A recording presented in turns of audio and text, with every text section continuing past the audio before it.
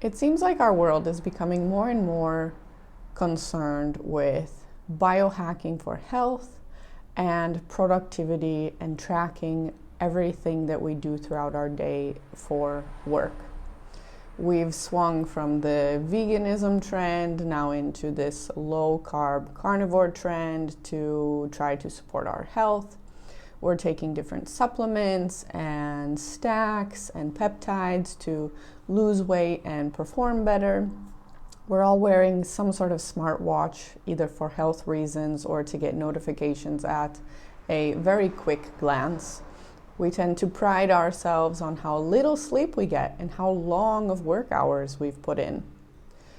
We don't call or text each other anymore for communication. Rather, we send vocal messages because it's more convenient for the sender. Nobody mentions, though, how annoying it is when the receiver decides to listen to those voice messages out loud in public spaces. I think not only do we need to talk about health, but we need to talk about mobile phone etiquette. It seems we've lost that. But that's for another video. So if you're like me and you've been burning the candle at both ends for long enough that you don't really remember what it feels like to be fully relaxed, then this video is for you. I noticed this kind of underlying anxiety and anxiousness in myself about a few weeks ago when I was having conversations with just people in my everyday life. And I found myself becoming very frustrated with those people because it felt just too slow. Everything felt like it was happening in slow motion. And I realized that's because for the past few months, when I would listen to any kind of podcast or watch a YouTube video, I was also always listening to it on double speed. And to be listening to things on double speed all the time, if you think about it just from a very simple kind of perspective, to be listening to things at double speed kind of puts your whole body into this fight or flight mode. Because usually when there's an emergency, everything kind of speeds up. We're talking a bit quickly. We're trying to, organize things.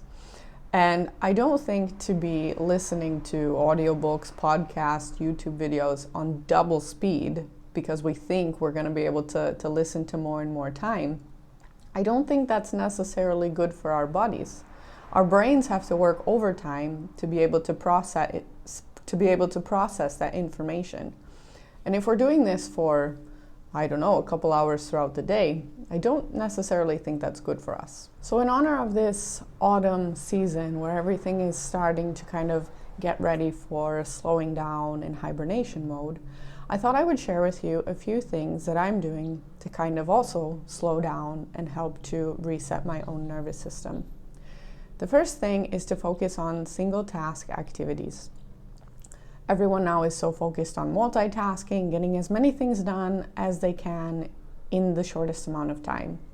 So doing one thing at a time kind of goes against maybe everything that you've been doing your entire life. As I mentioned before, I was listening to different podcasts and things on double speed while I was doing everything, ironing the clothes, cleaning the house, going for a walk, driving in the car. It was all the time, nonstop. And I do notice that more and more people tend to be just kind of making some sort of noise, whether they're watching a TV series or listening to music or something, because they're trying to avoid the thoughts that are happening inside of their head. It was also part of the reason why I was doing that, is to avoid some of the thoughts that were happening in my head. But if we don't allow ourselves time and space to have those thoughts, to think about the problems we have, we also don't allow ourselves the time and space to think about the solutions. So single task activities without listening to something else in the background can be simply making dinner without listening to something. In my case, ironing the clothes without listening to something. You can go real extreme and drive in the car without listening to anything as well. I haven't reached that level yet, but if that's something that you're willing to try, let me know in the comments below. So the second thing I'm doing to help reset my nervous system is prioritizing sleep. As I mentioned before, it seems to be like we pride ourselves on how little sleep we can get and still manage to function. But are we really functioning well? I've started to set an alarm on my phone as a reminder to go get ready for bed, because otherwise I allow myself to become distracted with television or my phone or things like this. And so usually after this alarm goes off, I stay away from screens. In fact, I even have Screen Zen on my phone, which basically turns my phone into a brick at 10 p.m. so I can't access anything. Of course, if you've used Screen Zen, you know that you can just push the button and wait 10 seconds and then you in fact can't use the things on your phone. But that little bit of extra waiting kind of deters me from wanting to do it anyways, because I know I shouldn't actually be doing that. There's nothing I need to be checking on my phone after 10 p.m. I find that going to bed earlier instead of trying to sleep in later gives me a more restful sleep.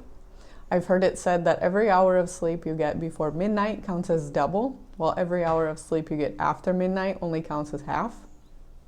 Do with that what you will, but I find going to bed earlier instead of trying to sleep in later is much more beneficial. Also, many of us work jobs that don't allow us to sleep in later, apart from on the weekends. And unfortunately, our bodies aren't able to just store up extra hours of sleep from the weekend and then get little sleep during the week. So prioritizing sleep is definitely something that will help. Along with prioritizing sleep, I like to focus on eating whole foods. I know there are very different diet trends happening around, but I think focusing most on eating whole foods, our fruits and vegetables, meats, maybe cheese if you're into that, dairy products. And because I live in Italy, I can't get away from pasta. So try, if you're gonna eat something that's processed, either make it at home yourself or look for something that has as few ingredients in it as possible. I think the pasta that we buy from the grocery store is just made with flour and water. So a very simple processed food. Try to stick to those sorts of things and avoid, I know it's a big problem for me, avoid snacking throughout the day. Snacking throughout the day can lead to blood sugar spikes, which then leads to the crash that makes you feel tired, and then you want to have a coffee. And in my case, when I have a coffee, then I want to have something sweet, and then it just kind of creates the whole cycle all over again. So eating whole foods, 3 kind of balanced meals throughout the day, I would say, is a really good thing to focus on. And again, whichever diet plan you follow, that's up to you, but focusing again on whole and minimally processed foods will give you the best results. The 4th thing that I found to be very helpful in resetting my nervous system is reading. Reading is a single task activity. I don't read and listen to music. I don't read while there's other background noise like the television on. I usually read a paper book or on a Kindle. So then I'm not tempted to look at something on my phone or look at something on a tablet or any of those things if I am just using that one item that is strictly used for reading. So if reading is something that you haven't done for a while, then I suggest you maybe choose a fiction book for sure. Don't try to choose something that's related to time management, self-help, health and wellness, any of the other kind of interests you're in, maybe related to coding or I don't know, other sorts of things that are nonfiction. Biographies are okay, but choose a nonfiction book, maybe something you read in middle school or high school that you enjoyed, and set a timer for 5 minutes. Read that book for 5 minutes and focus on only what you're doing in the moment. Focus only on reading the book. Then over time you can extend it out to maybe 10 minutes, maybe 15, maybe 30 minutes. Honestly, I don't suggest reading for more than 30 minutes like all at once. Take a break, and if you want to continue reading, then come back to it. It kind of gives your eyes a break. I've noticed that if I read for a very long time, then my eyes start to not work so well for long distances. The fifth thing, and for me, I don't know why it seems to be the hardest thing to do, is to go outside.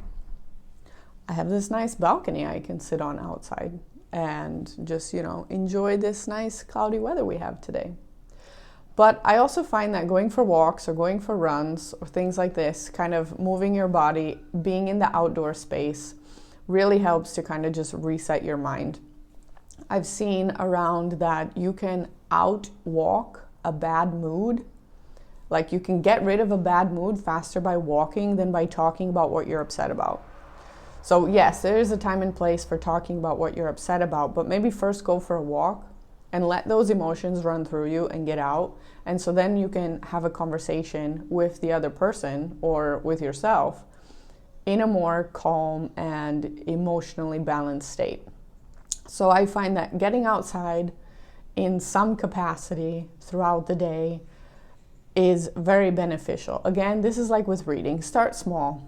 Start with 5 minutes. Sit out on your balcony for 5 minutes, or go outside and wait at the bus stop for 5 minutes. Doing something outside, breathing different air, changing your environment allows you to kind of reset and refocus.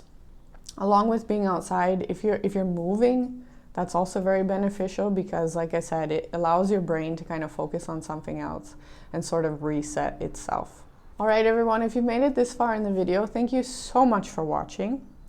I hope these tips help you as much as they've been helping me to kind of slow down, remember to single task, go outside, eat real food, and slow down. It's the autumn, it's fall, days are getting shorter, the weather's getting cooler. It's a good time to slow down and rest. And I know that for some reason our entire culture is set up completely backwards, where we're coming into the busiest season of the year, especially, in places like the US, where we have Halloween, and then we have Thanksgiving, and then we have Christmas, and then we have New Year's. We got all these holidays coming up here in just a few months, and people are going to start getting sick because they're not eating properly, they're not sleeping properly, and they're really, really stressed. So I suggest you get a head start now, like I'm trying to do, and slow down. How ironic that in order to get a head start, you actually need to slow down. It's like the tortoise and the hare. Anyways, I don't want to drag this out too long. So again, if you've made it this far, thank you so much for watching. I hope you're having a fantastic day wherever you are in the world. And until next time, bye.